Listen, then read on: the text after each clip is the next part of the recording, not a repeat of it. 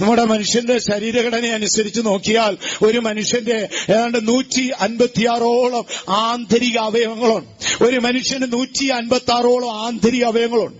അവനെ നേരെ നിർത്തുന്നത് 600 പേശികളാണ്. 206 അസ്ഥികളും 600 പേശികളും 156 ആന്തരിക അവയവങ്ങളും മനുഷ്യനുണ്ട്. അപ്പൊ നമ്മൾ നേരെ ഒന്ന് നിൽക്കണമെങ്കിൽ ഈ 600 പേശിയും കൂടെ വലിച്ചിട്ട് ഇലക്ട്രിസിറ്റി പോസ്റ്റൊക്കെ വലിച്ചു കെട്ടുന്നുണ്ടല്ലേ, ഒരു സ്റ്റേ അങ്ങോട്ട് കെട്ടും, ഒരു സ്റ്റേ ഇങ്ങോട്ട് കെട്ടും.